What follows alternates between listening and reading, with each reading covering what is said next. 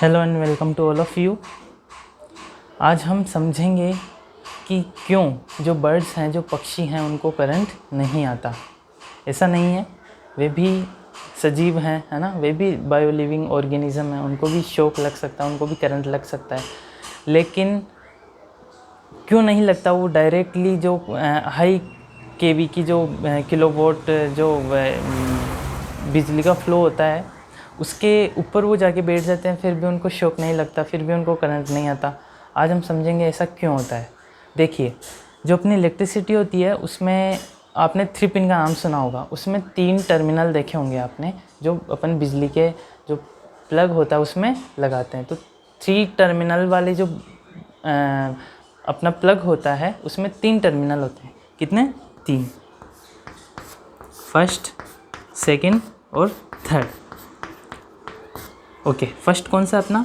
First होता है अर्थ का। आपने पिन में हमेशा एक मोटी पिन देखी होगी, वो हमेशा अर्थ की होती है। किसकी होती है? अर्थ की। ओके, सेकंड यहाँ पे है फेज़, जिसको अपन पी से डिनोट करेंगे, फेज़। और जो थर्ड होती है वो होती है न्यूट्रल। तो जो फेज़ वाली होती है वो प्लस की होती है, जो न्यूट्रल वाली होती है वो माइनस की होती है, और जो ई जो अर्थ है ना, उसका बेसिकली काम क्या होता है, अपना उससे डिवाइस रन नहीं होता। अपना बिजली का कोई भी उपकरण होता है वो अर्थ से रन नहीं होता।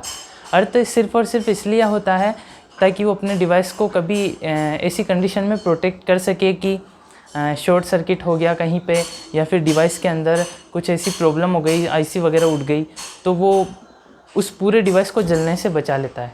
और वो क्या करता है, जो एक्स्ट्रा अमाउंट में इलेक्ट्रिसिटी फ्लो होने लग जाती है वो सारा का सारा कहाँ? अर्थ में भेज देता है। जबकि जो अपना सेकंड और थर्ड है, फेज़ और न्यूट्रल, तो जो पी वाला है वो पी वाला ही मेन कंपोनेंट होता है। अपने को जो शॉक लगता है वो पी से लगता है। न्यूट्रल को कभी भी अपन टच कर लेंगे तो अपने को करंट नहीं आएगा। लेकिन अगर अपन फेज़ वाले को टच कर लेंगे तो अपने को बहुत ज़ोर का झटका लग सकता है, धीरे से या तेज़, वो आप देख लेना। तो आपको हमेशा ये चीज़ ध्यान रखनी है कि जो फेज़ वाला है उसी से ही करंट आता है। अब आप सोचेंगे कि बर्ड्स है वो 3 या 2 तारों में से किसी एक तार पे बैठ गया, उसको क्या पता फेज़ कौन सा है, न्यूट्रल कौन सा है। तो मैं आपको यहाँ बताता हूँ, जो फेज़ वाला टर्मिनल होता है या जो फेज़ वाला वायर होता है, केवल एट ए टाइम सिर्फ उसी को पकड़ने से या उस पर बैठने से कभी करंट नहीं आएगा। अगर करंट का झटका महसूस करना है तो आपको क्या करना पड़ेगा, न्यूट्रल और फेज़ दोनों को साथ में पकड़ना पड़ेगा। मेरे कहने का मतलब ये है कि अगर अपन न्यूट्रल और फेज़ दोनों वायर्स पे अगर किसी पक्षी को बिठा देंगे, किसी बर्ड को बिठा देंगे, तो रिप, वो बर्ड नहीं रहेगा, है ना। आपने अक्सर देखा होगा ऐसे एक्सीडेंट होते हैं कि जो बिजली के पोल हैं वहाँ से कोई पक्षी बैठे बैठे गिर गया।